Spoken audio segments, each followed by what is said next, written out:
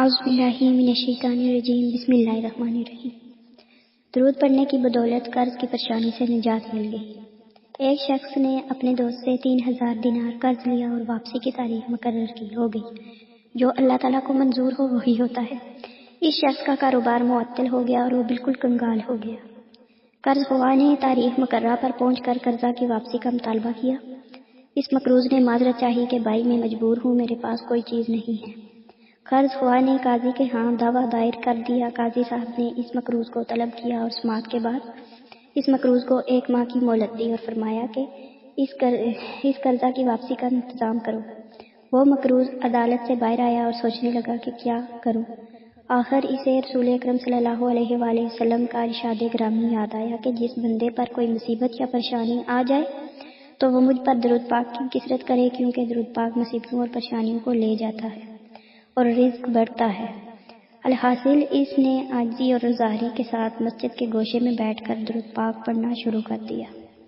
جب 27 دن گزر گئے تو اسے رات کو ایک خواب دکھائی دیا۔ کوئی کہنے والا کہتا ہے، اے بندے تو پریشان نہ ہو، اللہ تعالیٰ کار ساز ہے، تیرا قرض ادا ہو جائے گا۔ تو علی بن عیسیٰ وزیر سلطنت کے پاس گیا، اور جا کر اسے کہتے کہ قرضہ ادا کرنے کے لیے مجھے 3000 دینار دے دے۔ چنانچہ نیند سے جب وہ شخص بیدار ہوا تو بڑا خوش ہوا کہ پریشانی ختم ہونے کی تدبیر ملی، مگر اس کے ساتھ ہی یہ خیال آیا کہ اگر وزیر صاحب کوئی دلیل یا نشانی طلب کریں تو میرے پاس کوئی دلیل نہیں ہے، کیا کروں گا۔ آخر جب پھر رات ہوئی تو خواب میں نبی اکرم صلی اللہ علیہ وآلہ وسلم کا دیدار نصیب ہوا۔ ماشاءاللہ حضور صلی اللہ علیہ وآلہ وسلم بھی علی بن عیسیٰ وزیر کے پاس جانے کا ارشاد فرمایا۔ جب آنکھ کھلی تو خوشی کی انتہا نہ تھی۔ تیسری رات پھر خواب میں نبی اکرم صلی اللہ علیہ وآلہ وسلم نے فرمایا کہ وزیر علی بن عیسیٰ کے پاس جاؤ اور اسے یہ فرمان سنا دو۔ عرض کیا، یا رسول اللہ، میں کوئی دلیل یا علامت چاہتا ہوں جو کہ اس ارشاد کی صداقت کی دلیل ہو۔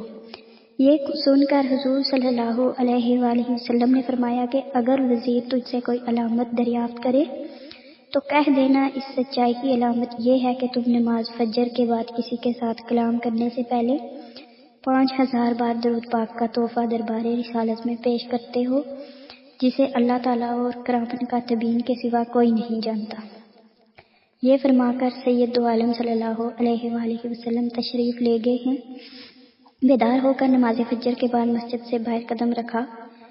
آج مہینہ پورا ہو چکا تھا کہ وہ شخص وزیر صاحب کی رہائش گاہ پر پہنچا اور وزیر صاحب سے سارا قصہ کہہ سنایا۔ جب وزیر صاحب نے کوئی دلیل طلب کی تو اس نے حضور محبوب کبریا صلی اللہ علیہ وآلہ وسلم کا ارشاد سنایا تو وزیر صاحب خوشی اور مسرت سے چمک اٹھے اور فرمایا، مرحبا رسول اللہ، حقاً اللہ۔ اور پھر وزیر صاحب اندر گئے اور 9000 دینار لے کر آ گئے۔ ان میں سے 3000 گن کر میری جولی میں ڈال دیے اور فرمایا، یہ 3000 قرضے کی ادائیگی کے لیے، اور پھر 3000 اور دیے کہ یہ تیرے بال بچے کا خرچہ، اور پھر 3000 دیے اور فرمایا یہ تیرے کاروبار کے لیے، اور ساتھ ہی دعا کرتے وقت قسم دے کر کہا، اے بھائی تو میرا دینی اور ایمانی بھائی ہے، خدارا یہ تعلق محبت والا نہ توڑنا، اور جب بھی آپ کو کوئی کام کوئی حاجت درپیش ہو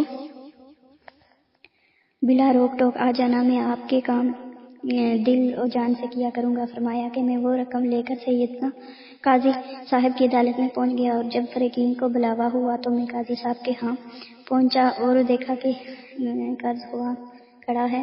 میں نے 3000 دینار گن کر قاضی صاحب کے سامنے رکھ دیے۔ اب قاضی صاحب نے سوال کر دیا کہ بتا تو یہ اتنی دولت کہاں سے لے کر آیا ہے، حالانکہ تو مفلس تھا، کنگال تھا۔ میں نے سارا واقعہ بیان کر دیا۔ قاضی صاحب یہ سن کر خوشی سے اٹھ کر گھر گئے اور گھر سے 3000 دینار لے کر آ گئے اور فرمایا، ساری برکتیں وزیر صاحب نے ہی کیوں لوٹ لی ہیں، ابھی اسی سرکار کا غلام ہوں، تیرا یہ قرضہ میں ادا کرتا ہوں۔ جب صاحب دین قرض خواہ نے یہ ماجرا دیکھا تو وہ بولا کہ ساری رحمتیں تم لوگ ہی کیوں سمیٹتے ہو، میں بھی ان کی رحمت کا حقدار ہوں۔ یہ کہہ کر اس نے تحریر کر دیا کہ میں نے اس قرض اللہ جل جلالہ صلی اللہ علیہ وآلہ وسلم کے لیے معاف کر دیا ہے۔